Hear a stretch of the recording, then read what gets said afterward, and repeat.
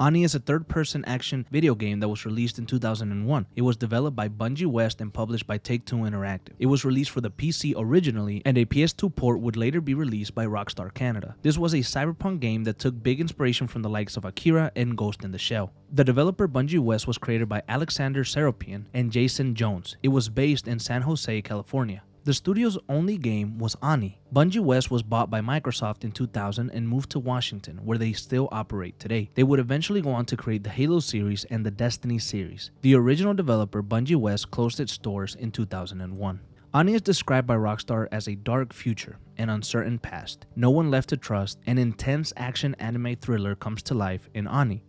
As an elite member of the Tech Crimes Task Force, Konoko is an agent on a mission to fight the evil Syndicate, but things are not always as they seem. Konoko is haunted by unknown demons of her past, and the truth threatens to send her over the edge. The reception for Ani was average. On Metacritic, it received a 73 out of 100 for the PC, and a 69 out of 100 for the PlayStation 2. Audiences enjoyed the game as it has a fun factor to it, with the characters' animations being hailed as smooth, and many enjoyed the diverse fighting style, which incorporated gun and melee combat. However, some of the criticism it received was due to the AI feeling lackluster and at times not enough detail in the open world environment. And lastly, some had an issue with the game's difficulty. Ani sold an estimated, I'm actually not sure, and I hate when I can't find the sales numbers anywhere. I apologize for this. However, looking at documents from the time Bungie West was looking for a buyout, I found out that Ani was valued at $2.8 million by them, so potentially it could have sold in the millions. However, valuation doesn't mean sales. If anyone knows the sales numbers, you can let us know down in the comments below.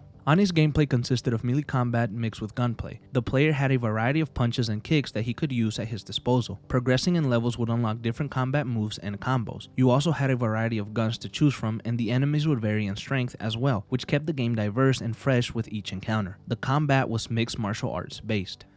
Now, my personal experience with Ani is, well, non-existent. I never played the game as a kid, unlike others on Retro Chamber. The reason this came about was due to the hype that Rockstar Games generated with their GTA 6 trailer reveal. I began to think of all the other games they released not titled GTA or Red Dead, so I decided to look at the release timeline and I found Ani. I loved the cover art, and many of you know that Cyberpunk settings are just some of my favorite due to the appreciation I have of the original Blade Runner film. Thus, I decided to learn more about Ani and why Rockstar never released a sequel. I think at some point I'll jump into it and give it a try. Now, could an Ani game or a Ani style game be made today? Absolutely. I think now is the best time to release a game like Ani, with its diverse fighting style and cyberpunk setting. I've heard people ask Rockstar to make a cyberpunk style game, and rather than make an original IP, why not revive this one? It has a fan base, it has history, and we could really dive into the lore of the game and deliver an incredible experience with some insane graphics. I think a remake of the original would be awesome to see, potentially a soft reboot. Rockstar has another strong franchise in its hands if they decide to ever do anything with it. Now, to wrap this up, Ani is one of those forgotten games that maybe you didn't play, and if you did, you can't remember its name. It's a game that died before it ever lived due to its developer closing as soon as it was released. Ani has potential to be great, like its inspirations of Akira and Ghost in the Shell. If Rockstar won't do anything, then I hope someone else can dive into this cyberpunk world set in 2032 and deliver something beautiful.